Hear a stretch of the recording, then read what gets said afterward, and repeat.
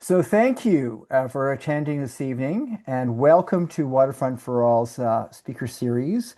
Um, WTF Jets at the Island again. I think you know that our topic will be the prospect of jets again. Some of us have been, some people here this evening, and some of you probably attending may have been involved in the this discourse and this debate, which was successfully adjudicated against jets in just over 10 years ago. And we are going to be updating us all on the current circumstances. So this evening we have our very own Ron Jenkins, a Waterfront for All National Yacht Club member, who was intimately involved in the fight last time, and he's going to be giving us some background, some key background information. We're pleased to have Paul Bedford, the former Toronto Chief Planner, with us this evening, speaking tonight as a private citizen. We have our very own Ed Hoare with us this evening, who will be giving us some thoughts on the potential business High as case. it'll go. Could you please mute yourself, ma'am? Thank you.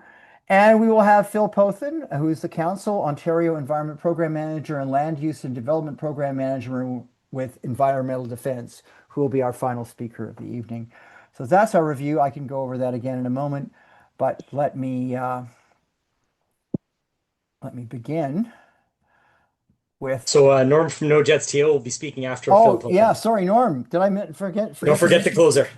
Oh, you're the closer. You're the closer. Hi, Norm. Hello. Thank you for that. Pleasure.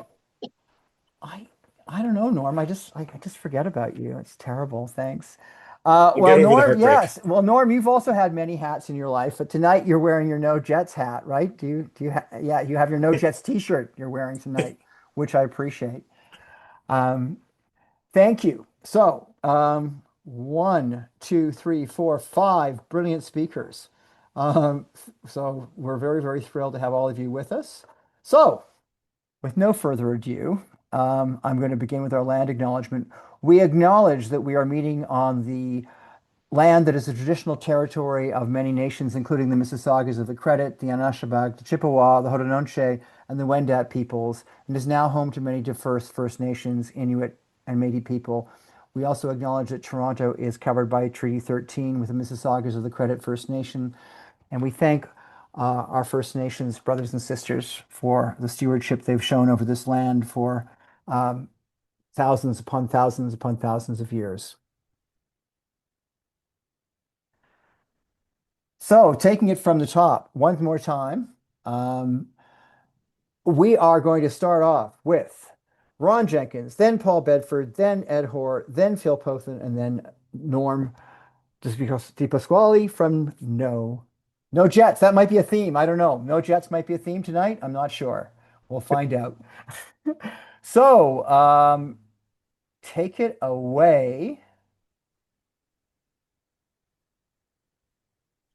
Okay. Ron. Thank you all for coming and for your interest. I think this is a very engaging topic for many people. What I'll do is I'll start by sharing my screen and you'll see what I'm seeing, I hope.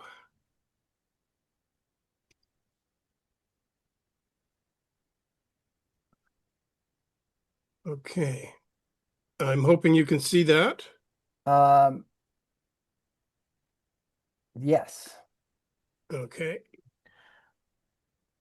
So I'm going to be trying to tighten my focus a little bit because it's such a big topic. And I want to be talking about the regulatory environment for the airport now and in the future, and how that plays into a lot of considerations. So there's too much information and maybe not enough visualization. So I'm going to try and work on the visualization to a degree. But I'll start with a question. Is Doug Ford's plan for the Billy Bishop Airport like the Porter Jets proposal of 2013? The answer is no. What are the province's detailed plans at the moment? There aren't any. But having said that, it's not like the Porter Jets proposal. There are things that we can learn from that proposal and how it was assessed that look forward. But to recap the Porter just briefly, they had two requests. They wanted to modify the tripartite agreement to permit runway lengthening, and they wanted to get permission to use a jet aircraft, in particular the CS-100 Bombardier plane. This is an early one of their diagrams, looking at adding 200 meters to each end of the runway, but you can actually see that it doesn't even have taxiways in this diagram. Those sorts of things got filled in later. That was the aircraft that they were talking about, which was not actually a production aircraft at the time. These days, this aircraft is actually an Airbus 220-100. Mm-hmm. In 2015, though, the federal Minister of Transport, Marc Garneau, put out a couple of tweets to say he's been enjoying learning about his files, including the Toronto Island Airport, and he can confirm that the Government of Canada position is the same as the Liberal Party of Canada commitment. We will not reopen the tripartite agreement for YTZ. So that decision not to reopen the tripartite agreement wasn't really accompanied with much in the way of reasons. But a lot of the province's direction can be inferred after the fact by things that came out later, including an environmental assessment, changes that have happened in the years since 2013, 2014, new information, new legislation, new aerodrome standards. I'll just go briefly through the approach of the Government of Ontario. Doug Ford is talking about proceeding under Bill 5, the Special Economic Zones Act. And I won't go into much detail other than to say it's an aggressive approach because he will, in this approach, designate development sites where provincial and municipal laws don't apply. So he can bypass certain things, certain types of environmental assessments, and override provincial and municipal regulations. It doesn't give him power over federal matters, but he will want to vastly increase passenger traffic, he has said, and vastly increase the Billy Bishop Airport footprint. So we're really talking about a maximalist vision for him. He also says that he will, this is from the budget, that they'll take ownership of the City of Toronto's lands around the airport, which differs a little bit from their press release, which says, as well as take ownership of the city-owned lands in the airport. Those lands are about 20% of the airport lands, and he would manage that through an expropriation. Those are the airport lands and the ownership, and the city lands are in green here. And for people interested in the history, those were sandbars before this land was filled in by the Harbor Commission back in the mid-20th or early to mid-20th century. The federal government has been a little bit non-committal. It's talking about an interesting vision, big possibilities, ongoing conversation. I think other speakers will touch on that stuff a little bit more. And the transportation minister is fronting a lot of the vision. In addition to that, yesterday, Mark Carney, Olivia Chow, and Doug Ford had a joint announcement of housing partnership, where there would be federal and provincial contributions of $4.4 billion each, and cutting municipal development charges in half, and so on. But one of the things was there would be three-way waterfront east LRT funding to connect Union Station to the Portlands to service a community there of 150,000 people, and expecting or talking about 50,000 passengers of daily ridership. You would say this conflicts with the airport expansion plans, and I think that's kind of intrinsic in the whole structure of this, but we'll get back to it. Is that Ed? And so the question here is the 2013 Porter proposal an appropriate baseline for looking at the province's proposed expansion?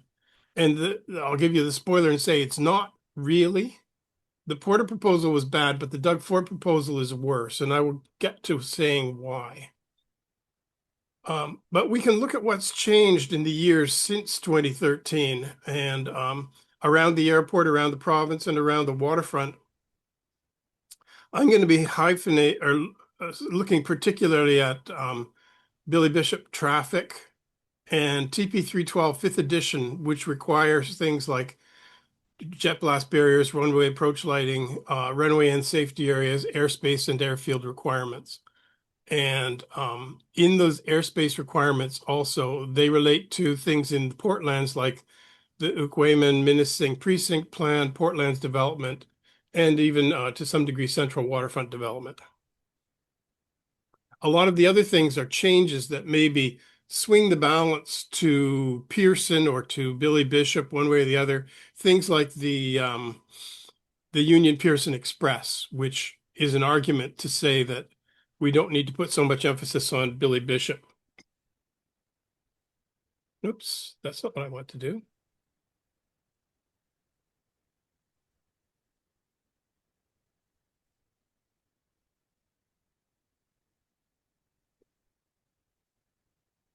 So first of all, I want to just look at the airport traffic. This was a diagram that came out from the Port Authority in 2014, where that red line is. And at the time, they had 2.43 million total passengers. Everything before that was historic airline traffic at the airport. If you go back before 2006, basically it's almost a flat line. It was a non-commercial airport for most of the time. So the base case was 202 slots, a slot being a takeoff or a landing at the airport. That is the current situation still. But their proposal included increasing the number of slots to 242. So an addition of 40, somehow they thought that could bring them up from traffic in the 2.3 million, 2.5 million range up to 5.5 million with that magical change in market demand. This is what actually happened. The purple line shows things tracking along more or less, but then starting to drop, then COVID. So the two lowest points in that purple line are the COVID years where the airport was not actually sending many planes out and no commercial passenger flights. The number climbed again afterwards, but has kind of flatlined and now is starting to drop off again. So the airport now, if you look at this current number, the 2025 passenger numbers are back essentially where the airport was in 2011. So they're not moving forward as an airport. And then we take the provincial government saying that the airport currently serves 2 million. We'll take that with a grain of salt. Passengers a year, my typo. A number that is expected to rise to 10 million under the Port Authority's modernization plan, which we don't know what it is. But 10 million passengers per year is a more than five-fold increase above current passenger traffic. How would that be accomplished? What does 10 million passengers per year really mean? If we take a look at a couple of typical jets, the Airbus A220 and the Embraer, which is the current Porter Airlines jet, the E195-E2, they average about 125, 130 passengers per flight with that is their capacity. Flight occupancy brings that number down to something around 88%. If you're talking about 88 passengers per flight, if you're talking about a 70% occupancy on a flight, which is being generous. Historically, Billy Bishop has not had that high in occupancy on his flights. So 10 million passengers annually is 27,000 and change passengers per day average over all the days of the year. The Scotiabank Arena seating capacity is 19,800. So you're basically talking about a Scotiabank full of people, and then another 50% on top of that coming through the airport every day. If all the flights were jets with 88 passengers per jet, you'd have 311 flights per day. If the only aircraft were the existing Bombardier Q400s, they're smaller planes at 70% occupancy, you'd have 53 passengers per typical flights. That would be 517 flights per day. And remember that the airport here has only got 16 operational hours per day inside curfew, or outside curfew, I guess, which way you look at it. So for the jets, that's more than 19 flights per hour, or for Q400s, that would be 32 flights per hour. They'd be coming in every 2 minutes, which is not only crazy, I think it's just technically impossible. Here are a couple of graphs of traffic. This is Pearson over here. This is Pearson, numbers increasing, COVID, and then numbers back on the increase again. Billy Bishop, numbers increasing, COVID, and then wobbling. And the green is actual, the orange or yellow out to the right is projected numbers. So in a way, you know, this almost looks like a life support system for Billy Bishop, trying to get some more people there. There's lots of capacity now. There are lots of slots not being filled by planes taking off and landing, and there are lots of planes with excess capacity. Then there's the Transport Canada Aviation Standard, TP312, 5th edition. And what's that all about? That is the standard that governs aerodrome design and airspace.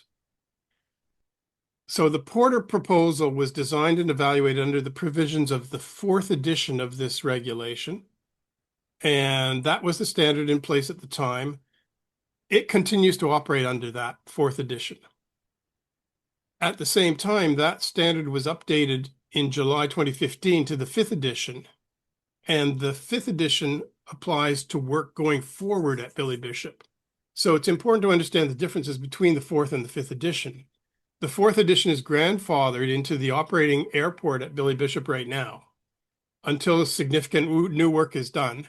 And at that point, the updated standard comes into force. So it would come into force for any of the type of thing that Doug Ford has been talking about. It's also in force for the runway and safety areas that are being implemented there now. The updated 5th edition defines new and in many cases stricter safety and design requirements. And when applied to Billy Bishop, that includes things like runway approach lighting systems and numerous significant airspace surface and airfield changes. Runway approach lighting systems were dismissed from the environmental assessment that turned up, I guess what now, a little bit more than a month ago, a little bit less than a month ago, but it was written in 2017 and probably really got started in 2015. Additionally, Transport Canada, after a long process, adopted a requirement for runway and safety areas that are intended to reduce the danger of aircraft either overrunning a runway or landing short. Billy Bishop is unique. It's already operating with a tightly constrained runway without sufficient land mass, and it's got water at both ends. However, a hidden, I'm calling it hidden, environmental assessment that was completed in 2017, but never saw the light of day until very recently, looks at a lot of these issues. It is an evaluation of the Porter proposal under the TP 312 4th edition, not the current 5th edition. And a lot of the meat of this, as tends to be with reports like this, is in the appendices. And I've just highlighted some of the areas that are worth a look if you get to it. I'm going to be looking particularly at the built form and land use effects assessment portion of this. So some of this relates to runway approach lighting and jet blast barriers. The EA, the 2017 EA, I'll call it an EA, did describe jet blast barriers as part of the design, but not runway approach lighting. However, so what you see here is sort of an aerial view. The number ones at each end are the landmass that would be added in the Porter proposal. More than that would be added in all likelihood in the Doug Ford plan. Number two shows jet blast deflectors per the Toronto Port Authority EA. The marine exclusion zones are these blue lines here and here. They haven't changed for a long time, but they would change because once you institute runway approach lighting, then you have a much, much, much longer water space occupied by that lighting. This diagram uses specifications of about 700 meters, I believe. The shortest runway approach lighting is about 420 meters. But you can see on the right, this whole configuration reaches far across the inner harbor, and on the west, it comes very close to, well, it goes really past the entrance to the marina at Ontario Place. So it's a vast expansion. Looked at it from a different point of view, it's the same information, but you can see really, this is the terminal warehouse here. So you get an idea of the extent of this expansion. And on the west, you have this kind of thing, which poses real questions as to the viability of navigation through the Western Gap. The sound blast barriers would be 20 feet high per the EA. And this is drawn to follow the line that is in that EA. Same on the western side. So they would not be pretty. They might not be some color of maroon. They might be something a little more attractive, but what are you going to do to make that look good? The runway and safety areas are another thing. There were three options under consideration, but the point here is that the Transport Canada regulations said runway and safety areas need to be instituted at the airport. The Port Authority gave three options. This is option one, which the city ultimately approved.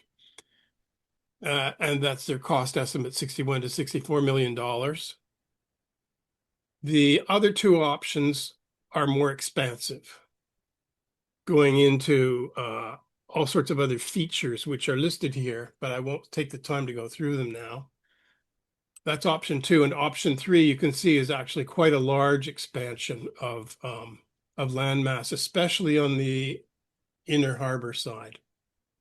What they wanted to do is create taxiways on this newly added land. They would have noise walls, again, your jet blast deflectors, and so on. It's interesting, though, about the timeframes for this. In the public meetings on July 17th, 2024, they talked about the implementation schedule for four options: an engineered material arresting system, and the RISA options I've just showed you. And this is how long they were talking about these things taking.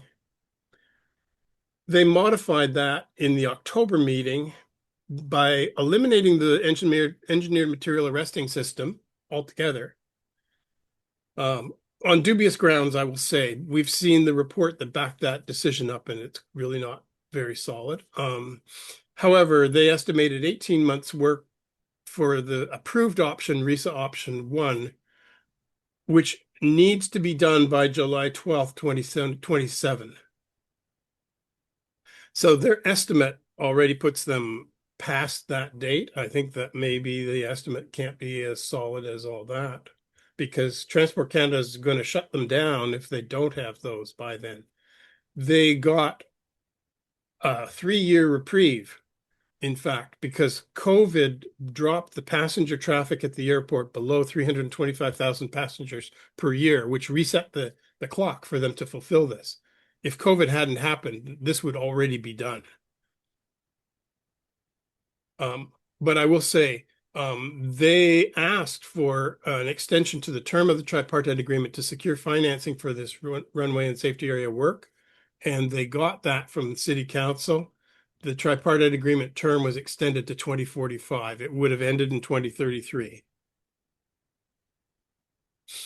Then we get to the 5th edition and talk about airspace requirements applied to the portlands, because a lot of the discussion has been around this topic. First of all, this is the existing Billy Bishop airspace, and it's what you see here.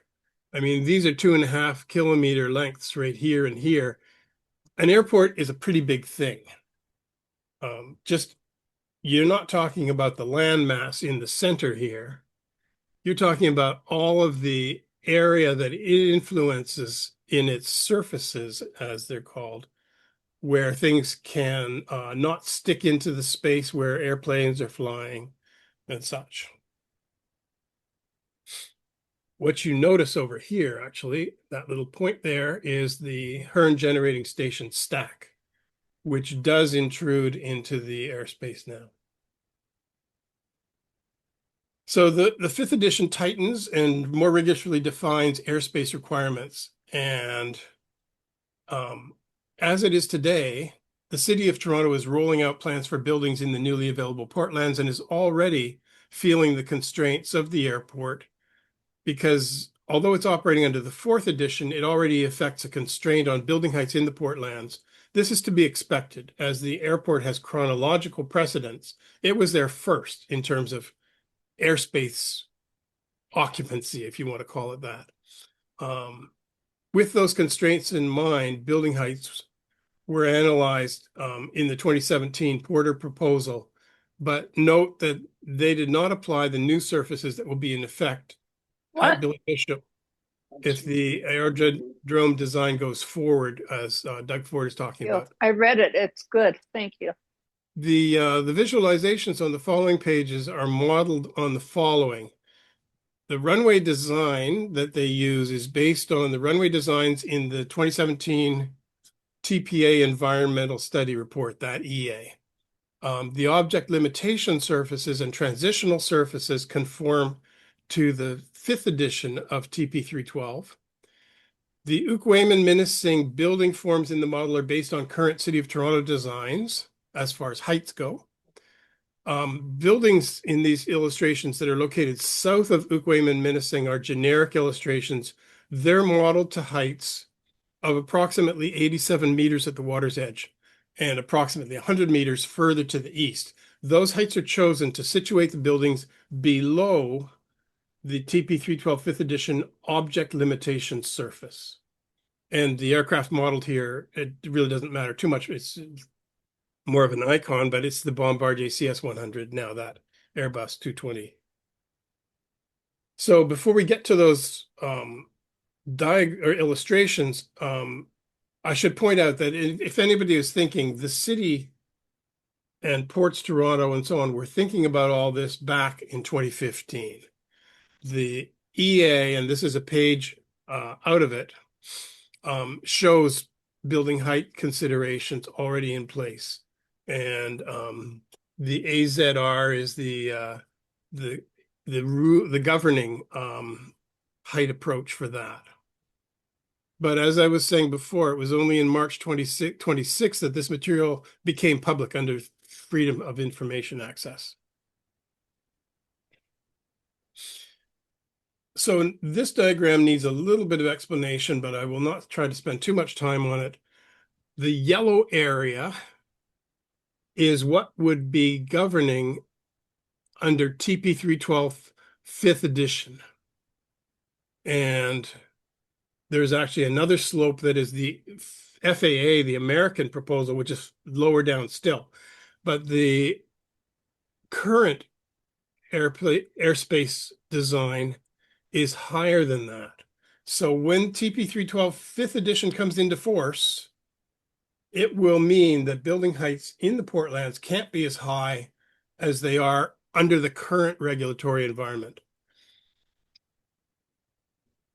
I hope that's clear. The glide slopes here are for planes incoming.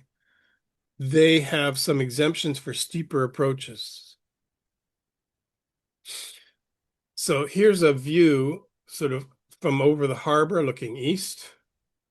And these surfaces are TP312 5th edition. So these are Ukwemen menacing buildings that the city has already specified heights for, obtruding, penetrating that surface.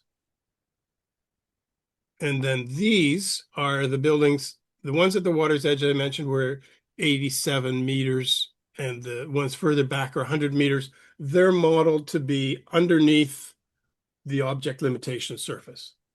That's how high construction would go if this were in force. And then, of course, you've got your Hearn stack here as well. Here's another view looking northwest. So you're looking out towards the airport from over the portlands. And the same surfaces here, you have aircraft approaching to fly in. And a look north again. And here are buildings again. These would comply under TP 312 4th edition, but not 5th edition. And one more view like that. And what I think might be good to show here is, can you see this? I hope you can. It's kind of a flyover. Are you seeing that or not? Yes. Yeah. Okay.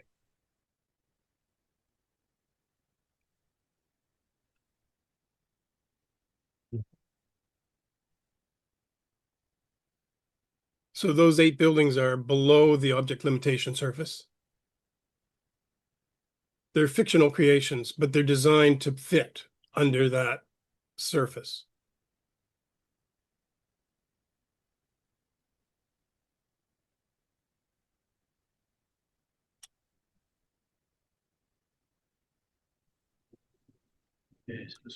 Come on. You'd have some low-flying aircraft coming over buildings in this scenario.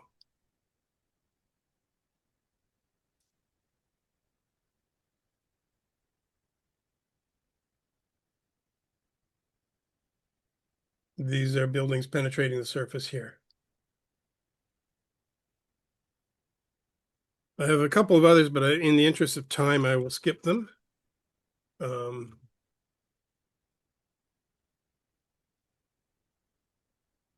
Let's see. Are you back at the presentation with me? Yeah. Portland's looking west. I will just note that back in 2011, Doug Ford had a plan for the development and potential in the Portlands that had buildings that would also violate the airspace that he's talking about getting in the way today. So this is his, people talk about the Ferris wheel. There were lots of other elements to this. Now, those airfield requirements, the TP312, I was talking about object limitation surfaces and transition surfaces. In addition, the requirements also affect things that happen on the ground at the airport. A report in 2015 by Oliver Wyman was commissioned by Air Canada to look at jet operations at Billy Bishop Toronto City Airport. And it came out in 2015, just before TP312 5th edition came into force. And what, I guess about 3 or 4 months before the jet expansion was shut down. This report contrasts with the Port Authority report in 2 ways. It focuses narrowly on airfield requirements, and it also applies TP312 5th edition standards. It also develops a cost estimate that wildly differs from the cost estimate that Porter was putting forward, like a 10-fold difference. What they were talking about in particular was that the Porter design was including not enough runway length for the proposed jets, in fact. That Come on. those jets would have trouble in hot weather for takeoff and in rainy weather for landing. So although the Porter proposal would have brought the airport length up to, well, let's say 5,440 feet, they say that it should really be 6,000 feet. And they also believe that the governing standard should be TP 12 5th edition, and work that was being done under the 4th edition would have needed to be completed by September 27th, or sorry, 2017. Obviously, that didn't happen. Among other things, though, the TP 312 5th edition requires wider clearances on each side of the runway center line and greater separation between the taxiway and the runway. And what that means for the aircraft under consideration for the airport is that they would not be able to park on the south edge of the existing terminal because their tail fins would be sticking too high up into the airspace for the runway. They also say that the pavement at the airport is not sufficient for the weight of those jets. They supply some details to that effect. They talk about adding distance to the marine exclusion zones. They talk about relocating airfield facilities south of the runway because the space gets too small to the north, and that runway approach lighting could be required as well. On the right, the table is a summary of changes, and the essential things that we're really talking about here are things like the width of the runway strip. And what they were diagramming here were planes sitting at the terminal. It's kind of not a great diagram, but it's not to scale, for example. But what you see are the tail fins of these planes under the 4th edition compared to the 5th edition. And in the 5th edition, these tail fins are obstacles to that. So what's the implication here? If you can't park a plane on the south end of the terminal, you either have to try and find space elsewhere or move the terminal or move the runway. Those are your choices. And those choices, as well as many others, go into their costing diagram.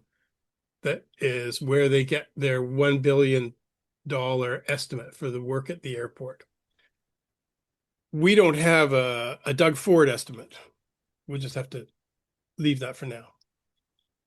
The economic case, though, for a jet expansion is ludicrously bad because it's not even really there. And I will just point out that it lacks basic things like cost-benefit analysis, externalities, as they call them in the economics world, alternative substitution effects with Pearson. I mean, how much money do you need to spend to move a passenger from Pearson down to Billy Bishop? They can fly through Pearson, and so on. Who pays the expansion costs? Do they go into airport improvement fees? Does the general public pay it? And in what time frames? If we're talking about something in excess of $1 billion, these are questions that really need to be answered. I'll let Ed talk a little bit further about that, because the budget just came out and there was no cost model for the airport expansion.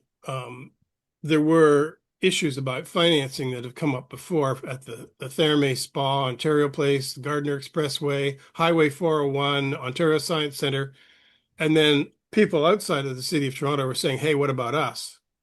Healthcare, education, roads, and so on. I will also note that I saw Pierre Poilievre today trashing the idea of the Ontario-Quebec City high-speed rail link. I'll leave that for somebody else to talk about. A boondoggle.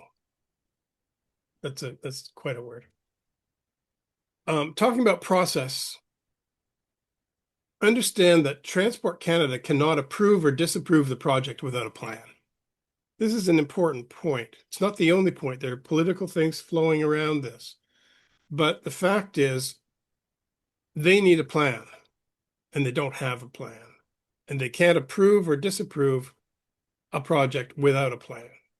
Can't say, just, oh, go ahead, build the airport, and we'll just make it work. It doesn't happen that way. So the process is backwards, as it was with the Porter proposal. When Rob Ford issued his request for consideration for the Porter proposal, he basically walked it onto executive committee. It had a modicum of aviation intelligence, but both were attempts to shortcut or short circuit design and consultation.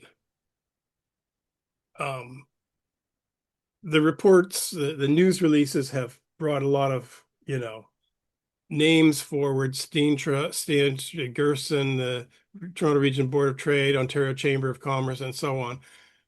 These are just pitchmen, I would say, is the best way of putting it.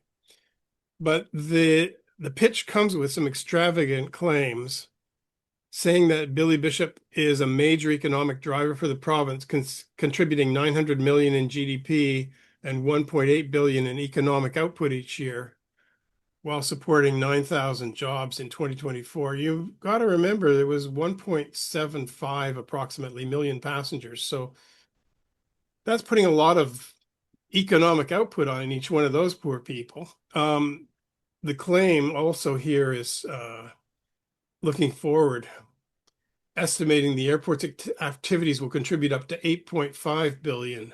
Oh, we just lost this. These are Trump numbers, I would say. In any case, the site itself is not physically suited to become a major jet hub. It's close to tall buildings. It has steep approaches. It's got nearby marine operations. It's got a taxiway close to the runway. It's got limited vehicle access. All of those things are objective realities that make expansion either difficult or expensive or both. And here's my little fun fact. Pearson is 1,867 hectares. Billy Bishop is 85 hectares, which makes Pearson 22 times larger. The city has made a degree of response earlier this week in council, requesting the city solicitor to report to the next meeting of city council on potential legal options to defend the city of Toronto's interests, including property ownership in the Billy Bishop lands and other important city-owned waterfront lands. It passed fairly handily. I mean, I don't know enough about the law and expropriation and so on, but I can say that if Doug Ford expropriates the lands from the city, he gets 20% of the airport lands. He doesn't get the whole airport. Something to consider. I will give you my apologies now, because there might be people here tonight who want to hear about noise contours, such as these that appear in the EA, or they might want to hear about pollution. Again, there's content in the EA. I just don't have time tonight to go into all that. So what is Billy Bishop Toronto City Airport? I look at it this way. It's like a pot-bound plant. It's grown to the limits of its container. Now, normally we would take that plant and repot it into a larger container, but Toronto doesn't have a larger container. The runways are maxed out. The airspace is maxed out. The access to the airport is maxed out. Everything's already there. So I think that really, when you look at the airport in this sort of very simplistic way, you think, how do we make it bigger? Or do we just say, oh, we continue with the airport as it is? It's not going to die in its pot. It's not going to grow into a, I don't know, 4-foot weed plant. It's just going to stay what it is. And then I threw in a trivia question just at the end here. What percentage of the Toronto Islands are taken with housing? I'm talking about the housing on wards and Algonquin Islands. If you want to throw your answer in the chat, the next page will have the answer to that. And then I'll wrap it up.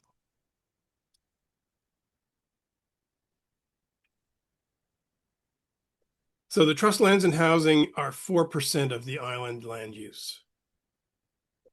It sometimes gets a little bit more mind share than that. Anyway, thank you very much for your attention, and have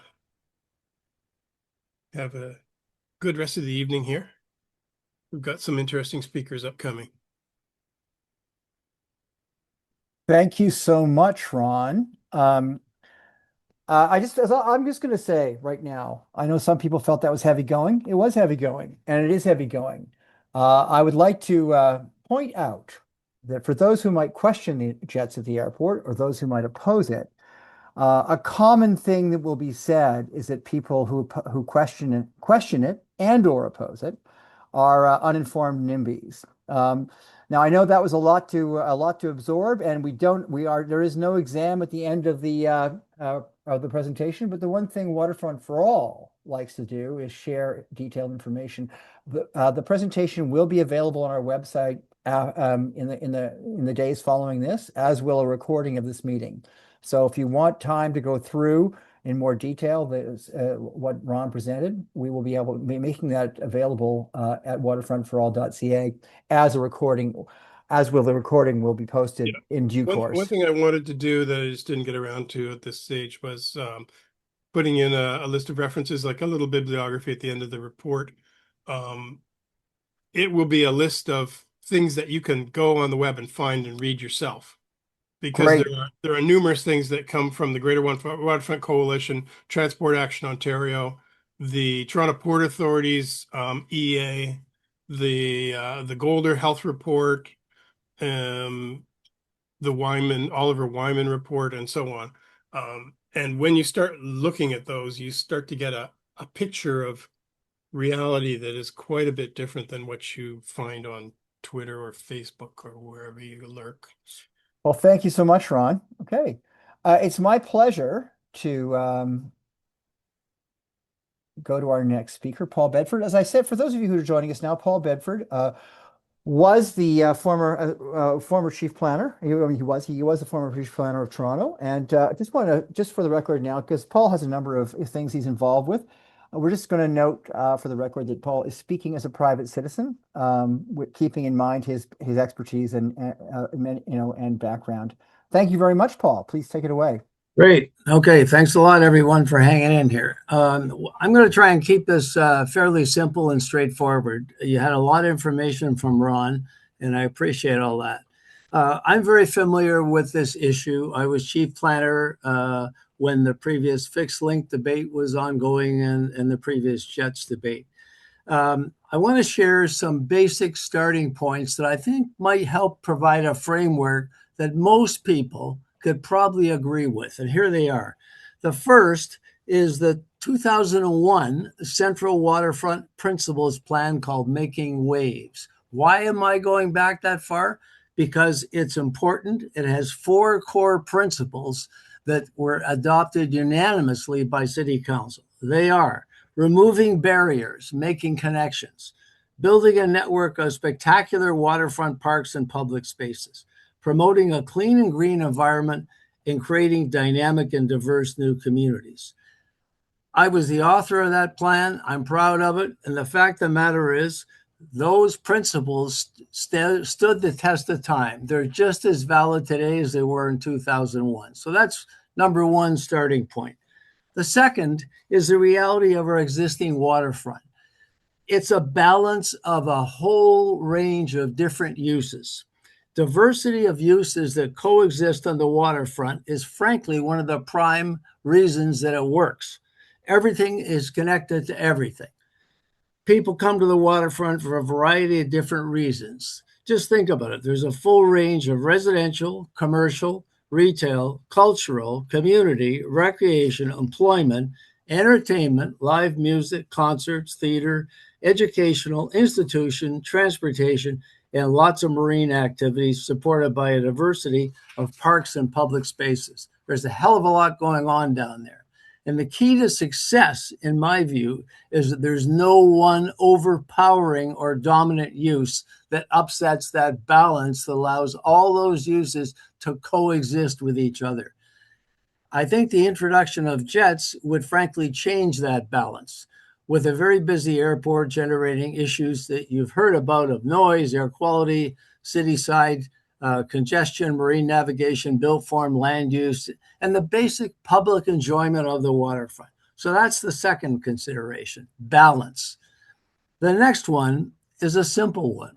It's that the waterfront belongs to everybody, not any one group. The waterfront's a very special because it's a unique place for all Torontonians and tourists and visitors to our city to share. It's the front door of our city where people can go to relax in a park, enjoy a meal at a restaurant, go shopping, go to a theater, rent a canoe, kayak, or sailboat, or simply sit by the water and people watch. It's a special place. People are attracted to the waterfront and, of course, the islands to see, feel, and touch the water. People want to get close to the water. It's special. And they want to enjoy the unique experience of having a front row seat on all the activities of the inner harbor. The wide variety of different uses also appeals to all ages and all incomes and all communities. One of the things I do every single summer is I take a busload of long-term care residents from Belmont House in North Toronto down to the waterfront. And you know, when I did, some of those people haven't been down there in 30 years. And they sat there and they said, I think I'm in a resort. I can't believe the transformation, the changes that have happened down here. They don't want to leave. It's a very special place.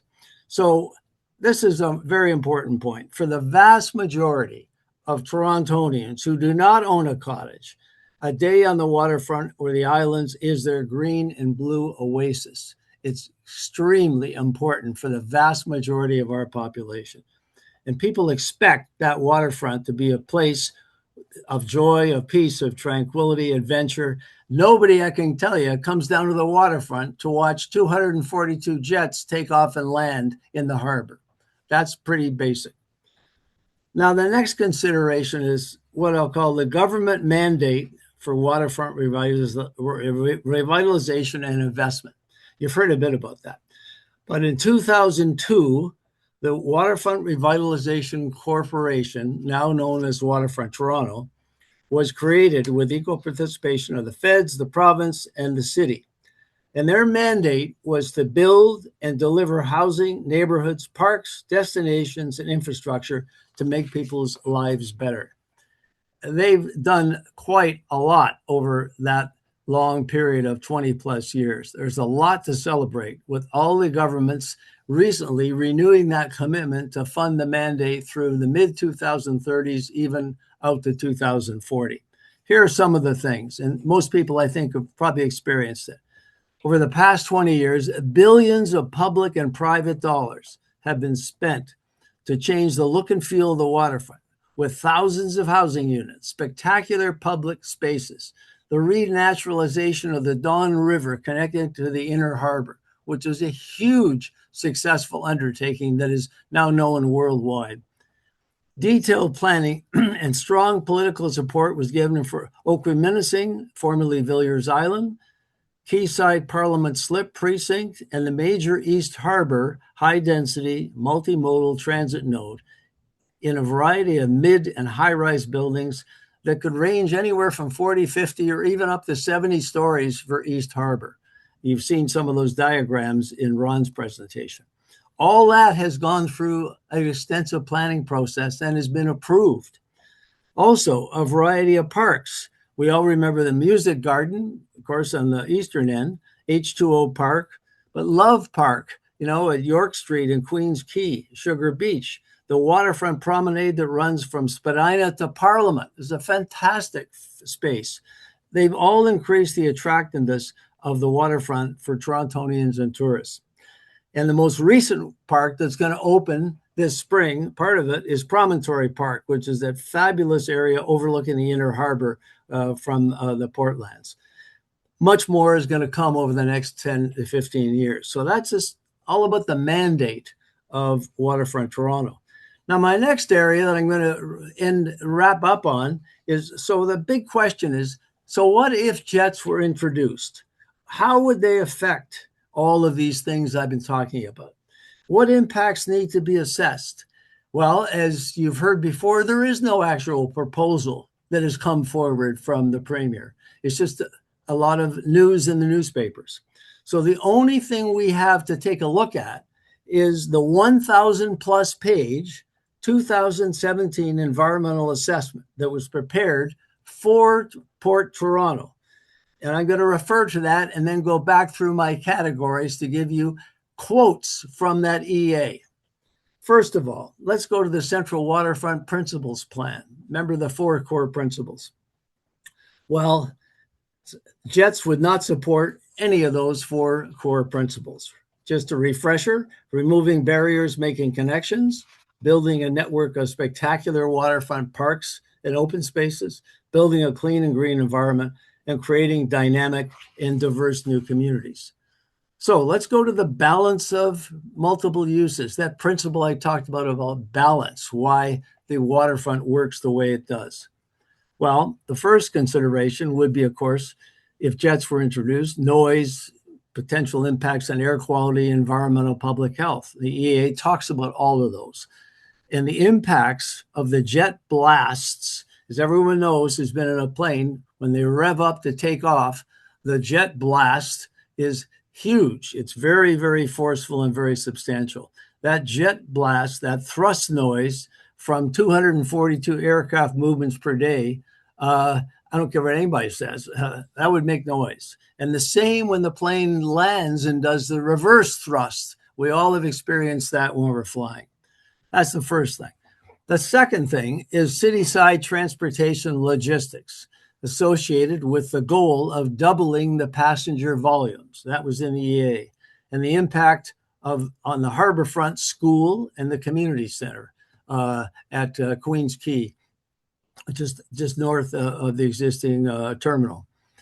The next consideration would be JETS would exacerbate, and this is a quote from the EA, it was done for Ports Toronto. JETS would further exacerbate the relationship between local residents and the airport.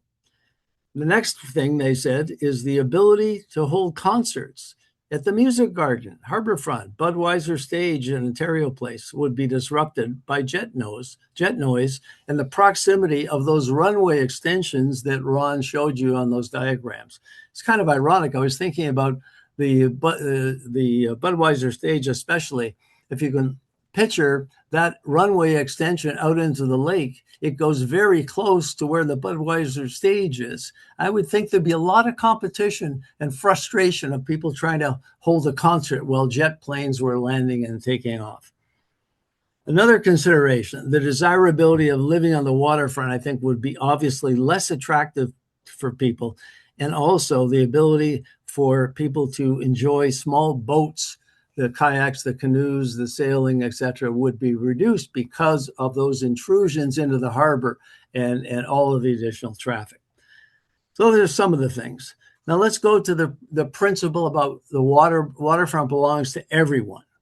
Well, the first thing is the extent of the east and west runways as proposed at that time, and probably would be the same or more now, of 200 meters at either end into the harbor and the lake, with much larger marine exclusion zones for boats that would reduce the amount of navigable water in the inner harbor for all boats. And of course, the Hanlan's Ferry would have to go way around those exclusion zones. This other thing I couldn't quite believe when I read it, but because of those jet blasts, when the planes rev up to take off, they would have to construct a 5.8 meter high jet blast defector wall around the end of both runways, around the perimeter of the runways. Why would they need that? Because it actually says the thrust is so powerful, it potentially could upset or capsize small boats that came too close into the marine exclusion zone. Can you imagine somebody with a canoe or a kayak going towards Hanlan's and all of a sudden being turned over by this jet blast? So that's a quote from the environmental assessment.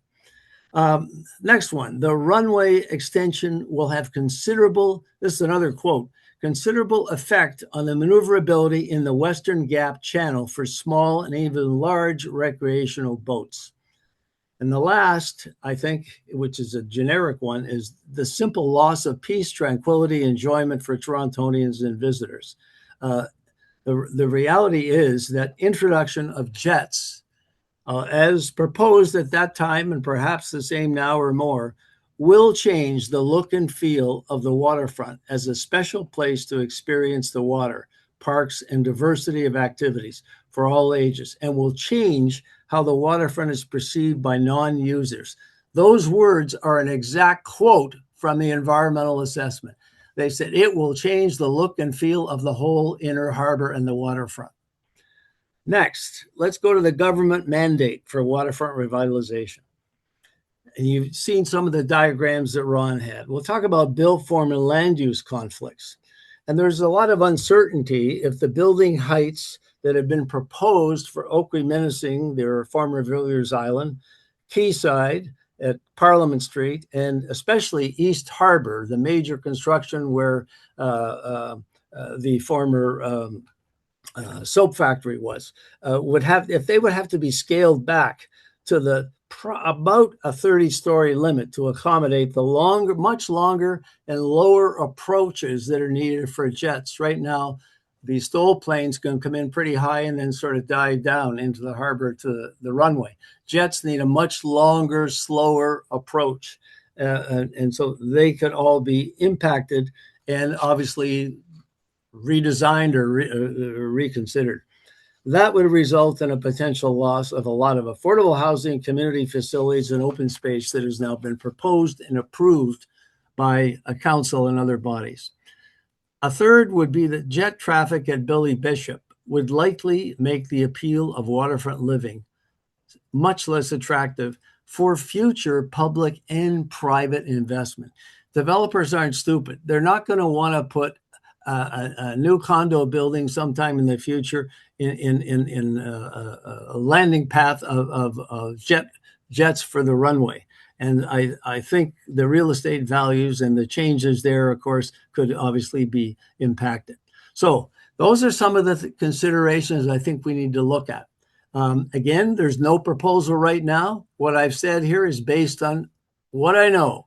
But the reality is, what's the bottom line? We only have one waterfront, and we really better be careful with it. It doesn't belong to Billy Bishop exclusively. It belongs to everyone. And I think the introduction of jets would change the look and feel of the whole harbor, as the very environmental assessment for Ports Toronto said themselves. So why put all the risk? Why put all this at risk that we've achieved and where we want to go in the future? I'm going to end with this. It's very important. As everyone said previously, yesterday, the Prime Minister met with the Premier and the Mayor to make the announcements about transit, which was long overdue and much appreciated. This is what the Prime Minister said about the airport. He said, quote, "The federal government is now getting involved, but we're not going to make a premature determination on it." And I think that's very wise, and that's the right approach. So where do we go from here? The next steps, it's essential to actually get a real proposal that we can talk about with some intelligence and get a full environmental assessment that would need to be conducted with extensive public participation. So thank you very much. Thank you, Paul. That was great. Thanks very much for that. Okay. Next, I'm going to ask Ed Hoare. Ed, are you there? I am here. Okay. Can you hear me? I can hear you. I'm just, there you are. I'm going to spotlight you for everyone. Okay. Okay. All right. Ed, take it away. Thanks, everybody. Well, thanks for those great presentations, Ron and Paul. I just wanted to make a couple of remarks, having been kind of involved in this now for over 10 years, that I think people should keep in mind. Ron has really given an excellent overview of the summaries and the studies and the things that have been done about this. And he and I have been working together on this stuff for a long time, and we've actually sort of read all these studies. There's really quite a lot known in a way.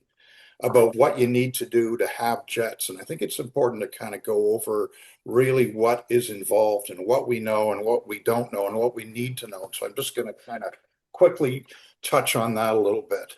The thing that was frustrating the last time we went through the jets debate, which took about 2.5 years, from 2013 to 2015, is that it was very difficult to get information from Porter, which was the proponent at that time, as to the details of what exactly the proposal was going to look like, what was going to be the actual effect, for example, on the marine exclusion zone, but what was the effect of jet blast going to be, and all of that kind of stuff. And it's really only years later that some of the effects and impacts have now started to leak out, because this environmental assessment has just come out in the last month, as we know. So we now know more, sort of looking back, about that proposal.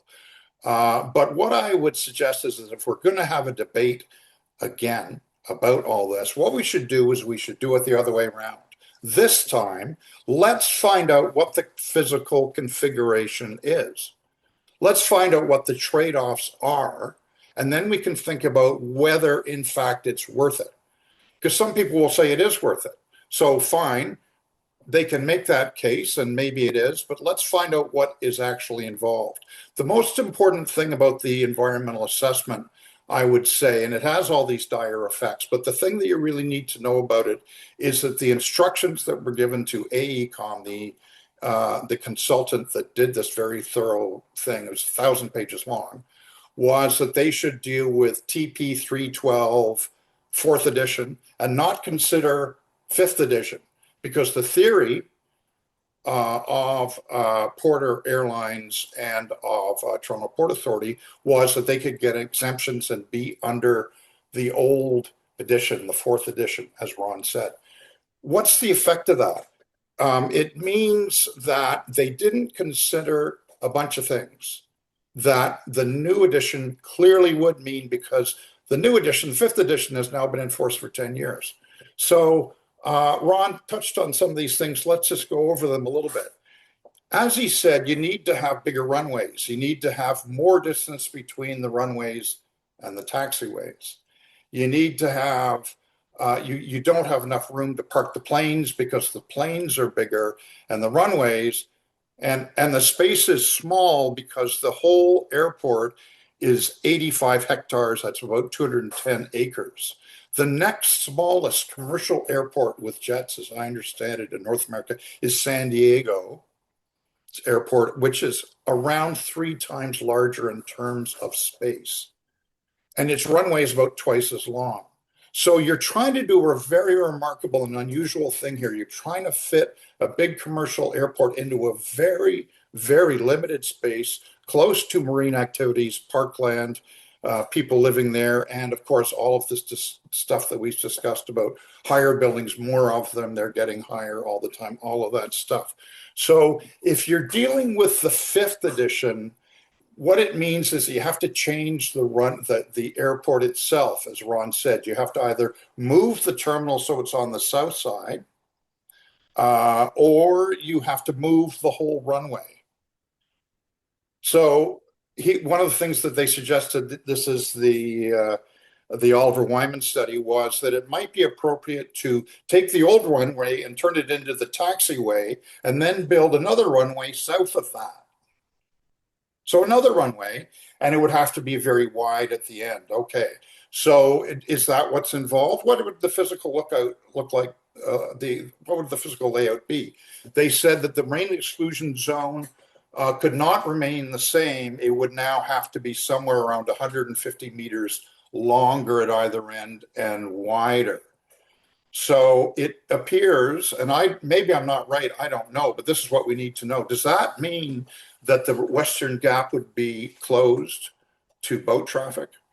I believe that it would. That was in fact what one of our original studies said in 2013 by Gordon Woodmansey of Transport Action, who I think is listening today probably. So in other words, does it mean that we have to close down the Western Gap, the traditional entrance into the harbor going right back to colonial times? And if we have to close it down to marine traffic, why have it? We might as well just pave it over. Conversely, if we have to move the runway south, we have to construct an entire new runway to the south and parallel to the old runway, which will be the taxiway, which is what the Oliver Wyman consultant said, then does that mean that the Hanlon's Point Ferry is no more? Presumably it does, because the ferry goes quite close to the marine exclusion zone now, and it's going down in there. Does it mean that or not? Maybe I'm wrong. I think it means that that would be shut down. So in effect, we are dealing with, and of course they said you need to have runway approach lighting. It might be 400 meters, it might be 700 meters, we're not sure. There would be a marine exclusion zone around that. You're dealing with a very substantial part of the harbor being closed off to boat traffic. Probably there are other consequences. For example, we haven't talked about bird strikes. There's a lot more birds around than there were before because of the greening of Tommy Thompson Spit. These are big engines. Are birds going to fly in the engines? There are guidelines that Transport Canada has about how far wetlands should be from an airport. I think it was I forget. It was sort of 3.5 miles or roughly. In the US, it's about 5 miles. Does that mean that all the wetlands and all the bird areas around the airport need to be paved over? Let's find out. Let's find that out. Let's know what the trade-offs are before we decide that this is a good idea. Let's think about really what we're losing. So that's the thing that I think is important to stress. Let's do it the other way around. Let's find out physically what we are doing here, and then talk about what are the trade-offs. Let's not do it the way we did it before. The other thing is, there are exemptions. There are numerous exemptions now for the planes to come in steeply, which means that it's different from what the normal rules would be, and that's because of high buildings and so on. As I understand it, there would need to be even more sweeping exemptions. Would Transport Canada approve those? Is the whole thing feasible at all? Is it possible, in fact, that Transport Canada would approve it? Let's find out. Let's get the complex package submitted to Transport Canada so they can say, yes, we'd approve this flight plan, this approach. We would approve it if this bird, area was paved over, or what? What are we talking about? Are we talking about closing the gap, the Western Gap, or not? Are we shutting off the ferry? Are we talking about closing off half the island? Let's find out before we decide. I think that that's absolutely essential this time. Let's learn from how difficult and how painful this debate was before. Let's talk briefly about the cost. So the Oliver Wyman study said in 2015, more than 10 years ago, it would cost about $1 billion. Since it involves moving a terminal and building a whole new runway, wider taxiways, the hangars would have to be on this side, much wider landfill than previously was said. You might have to pave over the Western Gap or shut it off, who knows? Costs about $1 billion. Let's say that that's about $2 billion now. It's more expensive to build on an island, of course. They said that can't be covered by the airport improvement fees, which only bring in about $25 million now annually at Billy Bishop. You could increase the fees, but not nearly enough to cover that, they said. That's their conclusion. They're airport people. They're experts on this. Let's find out about that too. Does it make sense? Where will the money come from? Who will pay for it? Now let's think about duplication of infrastructure. We've got an existing airport at Pearson, and it's about, I think it's 23 kilometers away. So we can build another runway 23 kilometers away, but the economics, as I understand it, and I think we should look into this as well, favor hub and spoke central airports because it's more efficient. Border Airlines has complained in publicly available letters to Billy Bishop that it costs them 3 times as much to operate there. That's why they're starting to leave. They've bought jets, which I think is a very smart thing to do, and they're flying them out of Pearson. They've started to fly them out of Hamilton. It's great. So they're kind of moving out of there gradually. And I think it probably makes sense for them to do that. So let's look at the business case. Does it make sense?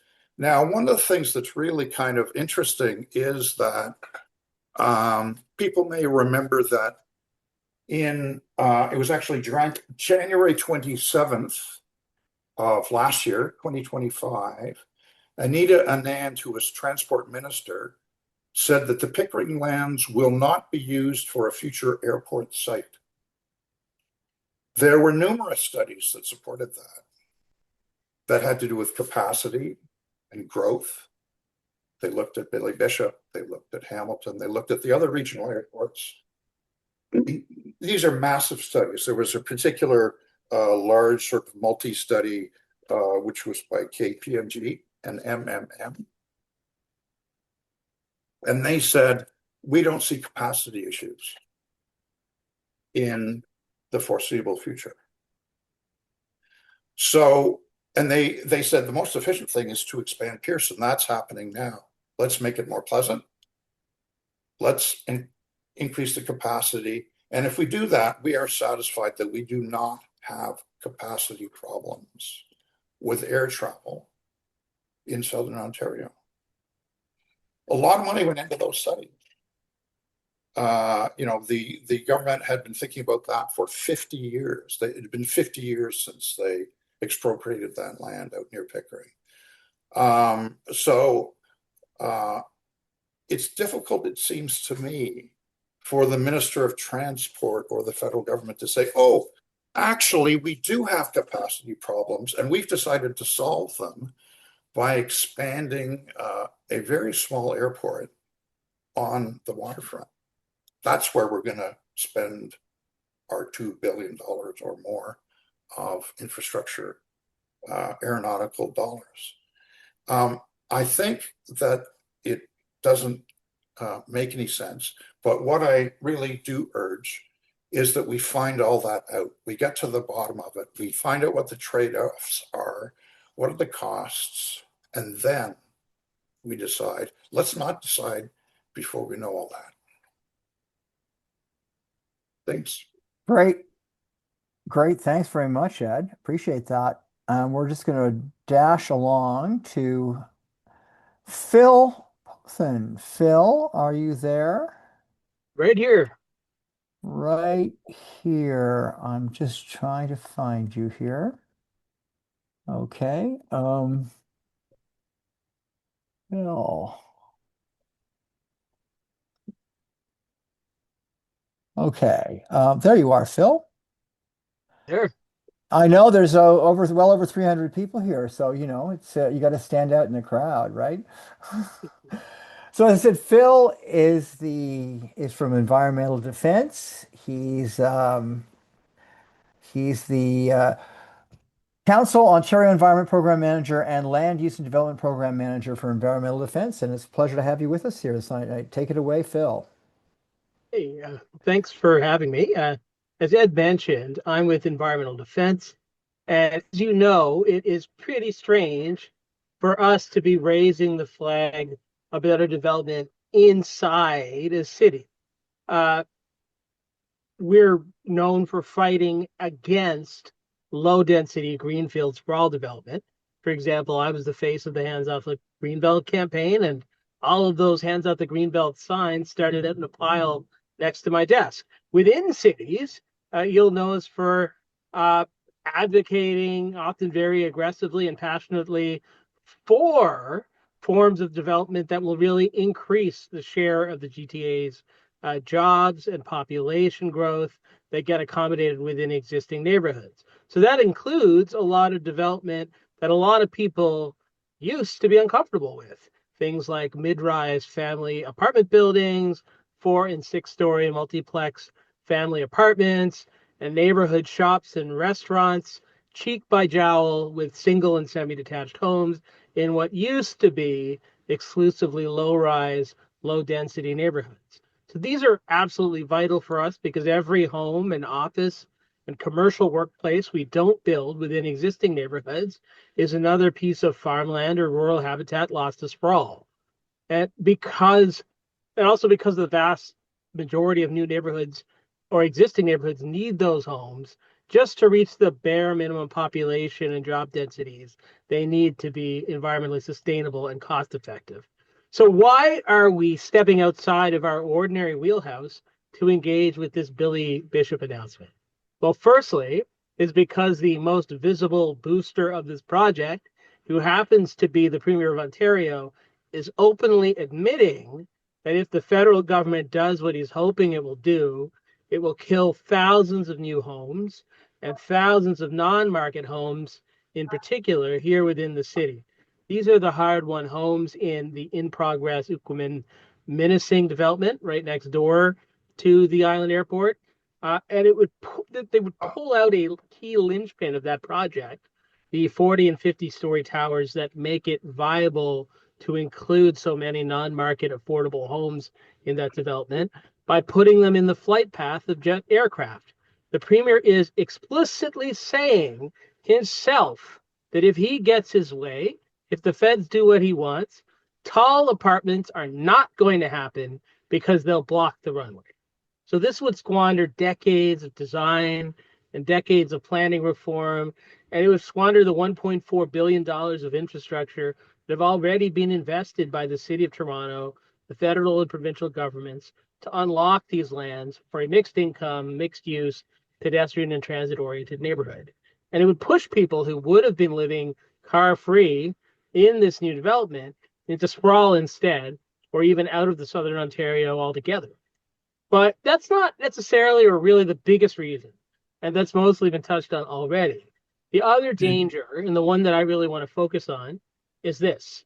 The only way for this project to be rammed through, the way its proponents are hinting at, is if your federal MPs decide to make it the test case and maybe make you the guinea pigs for circumventing our federal health, environmental, and safety protections using the draconian federal Bill C-5. Note that I'm talking about federal laws and the federal Bill C-5. Contrary to the impression that Premier Ford has been trying to create by going through the motions of saying that this will be a provincial special economic zone, virtually all of the legal, health, environmental, and safety regulations that apply to Billy Bishop and apply to you in relation to Billy Bishop are federal laws, because Billy Bishop is an airport, and airports are federal undertakings within federal jurisdiction. For pretty much any other project in any other location, especially one in a densely populated area, designating a provincial special economic zone really would be a big deal. It would be a nightmare. It would effectively replace residents and workers' legal, health, and environmental and safety protections with the naked whims of the provincial cabinet. But because the provincial government can't circumvent federal laws, which are the ones that govern this project and your health and safety in relation to it, the federal government remains fully responsible for applying all the same federal laws and reviews as it would in the absence of a provincial special economic zone. That includes all the statutory protections for nearby resident safety, for fisheries, for endangered species, for against erosion, for ship traffic, for migratory bird nesting and habitat, for protection against bird strikes and noise pollution and air pollution and interference with harbor flushing. It is the federal government's responsibility, just as it would be otherwise in the absence of a provincial special economic zone, to address the real losses of real estate value, impacts on housing, impacts on existing businesses, increases in car traffic that might be associated with this proposal. And it's the federal government's responsibility to weigh the costs and benefits of this proposal relative to the expanded use of the Pearson Airport. So that's good news in a way, but it also means that the only way to circumvent all the legal protections for health and safety in relation to this project and for the environment in relation to this project, and to move forward the way its proponents seem to be saying should happen, would be for your local government side federal MPs to make a political decision to let that happen. And they would do that by using the dangerous discretionary power to designate it a national interest project, and by using the Henry VIII clause in Section 1 of Bill C-5 to simply slash and burn through all of the applicable health and safety protections. So why the heck did Premier Ford make this massive, dramatic production of promising to implement a federal special economic zone, or sorry, a provincial special economic zone for a federal undertaking and federal protections that can't be circumvented by provincial law? We were initially confused ourselves, but now we think we know what's going on. We have seen the province do this already when it was trying to deter the federal government from reinstating a federal impact assessment for the Highway 413. So here's their game plans. By creating the false impression that this is to any significant degree a provincial decision, and maybe by creating a false sense of momentum and inevitability, the provincial government is trying to create political cover for your federal MPs to circumvent federal protections, and maybe to put pressure on the federal government to get out of the way because, look, it's all in motion. The Premier doesn't have, or in his mind, need seats in downtown Toronto or anywhere near this airport. So he's actively trying to make himself our whipping boy and take the heat off your individual federal MPs and off the federal government. So what's the key takeaway? It's very simple. This massive expansion of Bishop Airport and whatever negative consequences come with it will only happen the way that it's being discussed, or in any way at all, if your federal Liberal MPs and their caucus decide that they want to make it happen by circumventing your statutory rights and protections. If they decide, if you tell them, if they decide that they don't want it to happen, then it does not need to happen at all. And because of the federal Bill C-5, and because really what's being proposed is a accelerated project, this is entirely a political decision. The only way that this will happen, the way the proponents say they want to, is if they make a political decision to replace your statutory protections, your health and safety regulations with the arbitrary whim, in this case, of the federal cabinet. So keep the pressure. If you want this to stop, if you don't want it to happen, demand clear, crystal clear, unambiguous commitments that they will not let it happen from each and every one of your individual MPs. Not just general process requirements, clear, specific commitments that they will not invoke the federal Bill C-5 or in any way curtail or circumvent or accelerate the ordinary processes that would apply to protect your health and safety and protect the environment in relation to this project. If they can do that, do not believe them if they claim it's out of their hands. It's entirely within their hands. Thank you. Thank you very much, Phil. I really appreciate that. And we're just going to go straight to Norm. And Norm, Mhm. you're going to keep it super brief, right? You're Super going to brief. It's like you read my mind. super brief. So Norm is from No Jets TO. We'll ask you to speak, and we will hang around for we don't have time. We don't have an opportunity to take questions from people directly. There's too many people in the room, but we will I will select some questions and some points that have been made over the course of the chat, which is going to form part of the report that we post later at waterfrontforall.ca. So just wanted to say that. So go take it away, Norm. Great. Hopefully you all can see my screen and off I go. So I'm going to be brief and I will skip over things that are already discussed so that we have a little time at the end. So who are No Jets TO? Some of you are meeting us for the first time here. We are a nonpartisan grassroots coalition that strives to protect the existing tripartite agreement between Toronto, the Port Authority, and the federal government. We oppose jet expansion of the island airport. We support the mixed use vision of Waterfront Toronto for our waterfront, which has paid many, many dividends.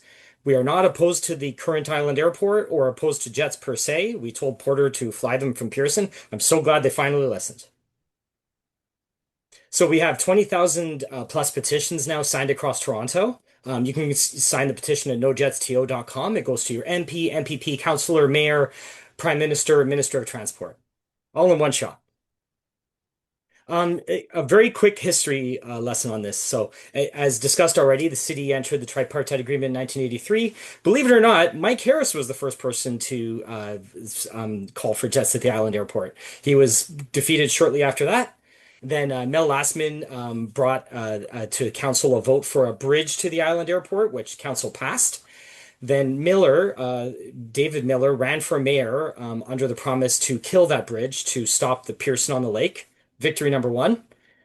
Then Toronto Port Authority in 2011 built a tunnel instead of a bridge. In 2013, Porter Airlines CEO Robert Deleuze calls for jets, and No Jets TO was born. 2014, City Council passed a phased framework that, as you pass through phase 1, 2, 3, you were getting closer and closer to that expansion goal. But I think it was very reasonable and showed that the city is willing to engage on this topic. And then in 2015, federal Liberals opposed jet expansion after No Jets TO did the groundwork of talking to Torontonians from Scarborough to Mimico and all around the city of Toronto. We built that ground support, and the federal Liberals opposed jet expansion. Victory number two. Now, Premier Ford, just in March, calls for jets, strips environmental rights and protections through Bill 5, and threatens to take the airport land from the city, and No Jets TO reforms. And here we are. I'm going to skip through this just for the sake of time.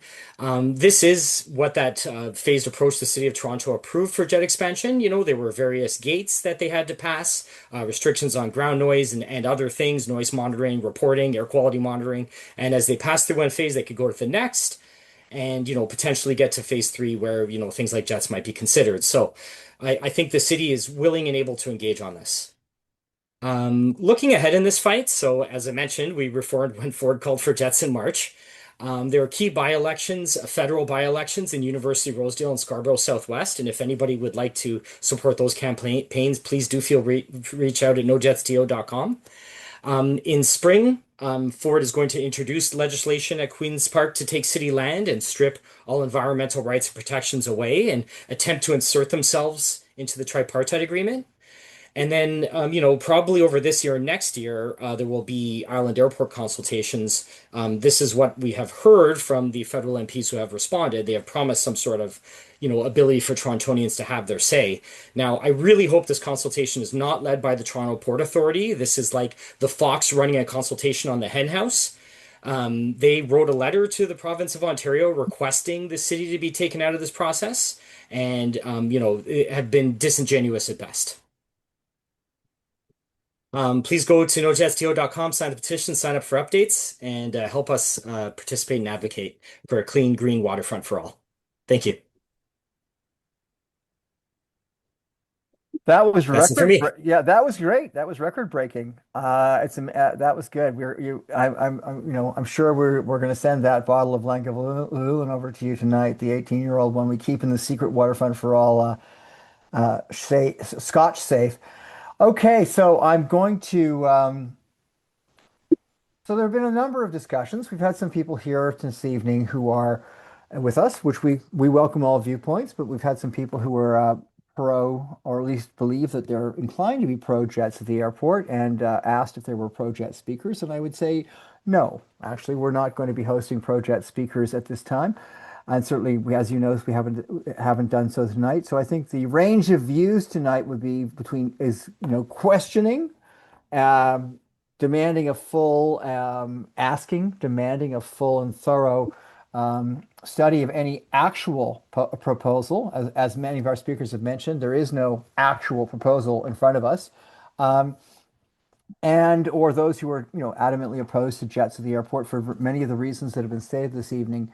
So I just want to point out one thing, and if you'll indulge me for a moment, that the current political framework is one where we see every single independent professional polling firm in the country uh, showing that the current federal government has a massive majority in its hands. Now, obviously, if there were actually a full election, we all know elections can change things. But they also have shown consistently that the prime minister has a more than 20 point above anyone else approval rating. So I only say that as a thought that when we oppose things that we think the federal government might entertain or we question it, um, people are free to do as they wish, of course, and I respect people's different ways of approaching things. But I'm just throwing it out there that sometimes a useful way of framing this is to take the government's agenda seriously, the overall agenda, build Canada strong, increase the economic activity, and then pose a question, especially, and actually I'll just share this, especially given the recent announcement of, actually, I can't share that yet. I just have to get it set up. But the recent announcement yesterday regarding, here we are, the transit expansion of the LRT and more money for housing and more and other moves.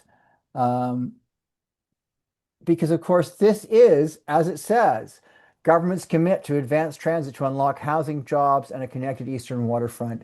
So in fact, this is within the broader frame of the federal government's announced Build Canada Strong agenda. So one thing to think about is here's something that's actually funded. It's actually happening, as Paul noted, continuing the work of Waterfront Toronto and the City of Toronto over many, many years to bring this to fruition. Some of us remember conversations in the 90s about this sort of thing. I know back in the 1900s, as my youngest says. So the question, that might be posed to, for example, Liberal members of Parliament, to the Minister of Transportation, to the Prime Minister's office is, does a consideration of expanding YTZ to be a jet airport, does it conflict with this vision? I mean, again, as people in the chat have mentioned, Hamilton Airport, right? Many of you have mentioned Hamilton Airport. It's an existing airport. It could be expanded for probably far less than the cost of redoing the Toronto Island Airport. One could imagine a spur line, a GO train line, or an LRT line to Hamilton Airport, for example, which would again connect it to the broader transit network in the Greater Toronto and Hamilton area. We are, of course, actually extending the crosstown. Eglinton Crosstown is being extended west. The western extension is already underway, and it will, in due course. Hopefully, it won't be another 13 years, but it is planned to connect to Pearson Airport and provided yet another transit connection to Pearson. And as Ed Hoare mentioned, Pearson is actually starting a major expansion, and they have also been talking for about 5, 6 years about a major transit hub, a multimodal transit hub at Pearson Airport, a kind of Union Station North. And they've been trying to advance that to any and all who care to listen. So uh, there are many ways to foster economic development, and to date, we have been choosing, certainly since 2015, despite that conversation on jets that Ed and Ron talked about, we have been choosing to do so by investing in the redevelopment and revitalization of the waterfront, parks, housing, commerce, activities, water, etc. So I mean, I don't know. I'm personally encouraged by the fact that the government wants to invest in this, and I'm just throwing that out there as a way to consider how we might frame this. Um, I've also been asked to, I'll say this too. Yes, we are, as we mentioned, we are going to post a recording of this at waterfrontforall.ca. we'll try and do that as soon as we can. We are an all volunteer organization. We rely entirely on the on volunteer labor and donations from our friends and supporters and members. I'm very pleased to say that we've received a large number of donations in response to the emails we sent out. Large for us, which is still pretty modest by comparison to many other organizations. And we will also be sharing a version of Ron's presentation and links. I put the link to environmental defense's statement on the special economic zone. I put that in the chat. We'll also share that again in a post on waterfrontforall.ca. So I think that's really the next step is more information sharing, more events. Norm, I'm just going to flip back to you for a second. What's next for you? Yeah, so Yeah. we are as mentioned, like there is a federal by-election up to April 13th, and we're looking to book the Transact for April 7th for a Vote No Jets TO event. We have heard from the Green Party and the NDP so far in terms of opposing Jets to the Island Airport, and we want to continue that momentum and progress.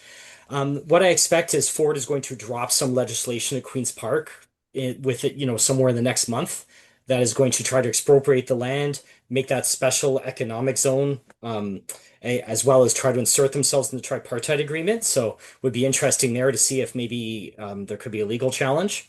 But we'll be at Queen's Park one way or another, protesting that. And then we have to see how things break out after that. I expect there'll be hopefully some sort of consultation moving forward, which we would certainly be involved in, and just try to, as Ed and Ron said, just work to get all of the facts on the table before we make any sort of a decision. Thank you. Uh, Phil, what is environmental defense going to be doing on this issue or related issues in terms of supporting housing in the Portlands and the waterfront? Well, I don't want to reveal all of our cards, but we do have, as usual, a few things brewing, and I imagine you'll hear about a couple of them very soon. We don't intend to, take the lead on the airport per se. I think this is a local resident-led fight. We're here to provide support, but you will see a few very, I think, useful things that will be coming out into the open over the next couple of weeks. Great, thank you. And Ed, what's Waterfront for All going to be doing? Well, what we've always been interested in as long as we've existed is kind of civil discussion that's fact-based on these kinds of issues. I didn't actually say that I oppose jets. What I said is let's get information. Let's find out what actually is involved so that then people can weigh the trade-offs. And if there's an economic case, make the economic case and let's all see it in the open. If there's downsides in terms of the harbor and so on, and effects on residents and health and housing and so on, let's get out in the open what those are, and let's not wait 7 years for all the facts to dribble out. Let's find that out and then have a political debate, because having a political debate about abstractions is really not that useful. Absolutely. And again, so I think it's clear to say that Ed, would you say it's fair to say that we're, again, that range of views from opposing to questioning to wanting a full clarification of what it would mean, what it would cost, and what the impacts are, what it would limit, what it would permit, what it would not permit. But I think it's fair to say, Ed, that we're not advocating for jets. I think that's a fair statement. Based on what I know and having read a lot of studies, I got a big stack of them here, and I've read them over the years, and Ron's read them, and we've talked about them for a long time. It seems frankly hard to do, but I don't know. Show me I'm wrong. I mentioned the study by Gord Wood-Manzi, for example, who's probably tuned in, and he said back in 2013, he wrote this 50-page long thing or something, big long thing. He said, well, it looks like this would mean the Western Gap would be closed. He had very good reasons for doing it. You had very good reasoning, it seemed to me, diagrams and all this rest of it, but there was never any response from Port Authority or from Porter to this day. So you don't know, we don't know what the physical configuration would be. We didn't really know then. We finally got some diagrams, and we heard about jet blast barriers, which had never been acknowledged before. All these kinds of things, they kind of came out later. And the business case about the jobs, there was never a study that really said that. And it seemed, but if we rewrote papers about economics and said, well, it seems like duplication of infrastructure. So what you're doing maybe is you're diverting jobs and activity from Pearson, but it's not additive to the economy. Or if we're wrong, tell us how. So our case, folks out there, is there's all kinds of papers out there. Most of them are on our website of what we think, and we may be wrong. Of course, we're mortals, and we may have made a mistake somewhere. But if it is, please tell us where. Tell us where. Tell us where we're wrong. Take our arguments and trash them. We would welcome it. Paul, I don't think you think we're wrong, do you? No, I don't. And I think all I can say is let's get a real proposal. Enough of this nonsense of newspaper articles. Get a real proposal if they're serious. Get it out there, full consultation, do an environmental assessment, have a political debate, and then, make the choice. But I just remind everybody, all choices have consequences, whatever they are. And, like I said, we've only got one waterfront. We better not screw it up. So those are my views, and I feel very strong about it. Thank you very much, Paul. Well, friends, it's 8:51 and it's been a long evening, and I think we're going to wrap it now. But don't worry, we are going to have other events. Certainly, I think we're going to have other events, Waterfront for All, and we're happy to do them with, with other cooperating entities like No Jets. Perhaps maybe we'll do an event with Phil's organization if that would make sense at some point.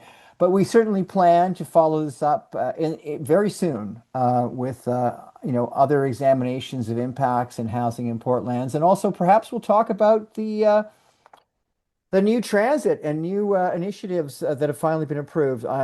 Someone mentioned actually, Paul, when did we start talking about the extending the LRT to the Portlands? When did we start talking about that? Oh, I don't know, 15 years ago, something like that. We've also had some really interesting initiatives to do with a big island in Humber Bay with a conference center, and cruise terminal. So there's just no end of excitement about some of these proposals, and maybe we'll be dealing with some of those in the future. I would just mention that I mentioned the Oliver Wyman study. It's on our website now.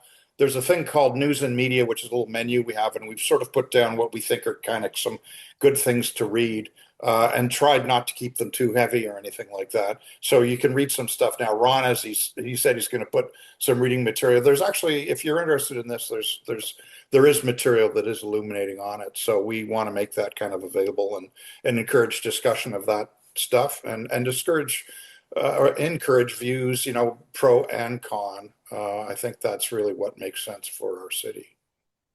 Oh, and we want to rattle the tin cup.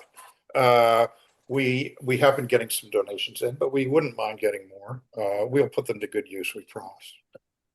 Waterfrontforall.ca. Yeah, waterfrontforall.ca. There's a donate button on the top of the page. So please, if you are able to, if you haven't donated to us, it's $20 for an annual membership, $140 for a lifetime membership. So now we are an advocacy group, so and a nonprofit, so we don't have charitable status, but we do appreciate it because again, we survive on the kindness of strangers.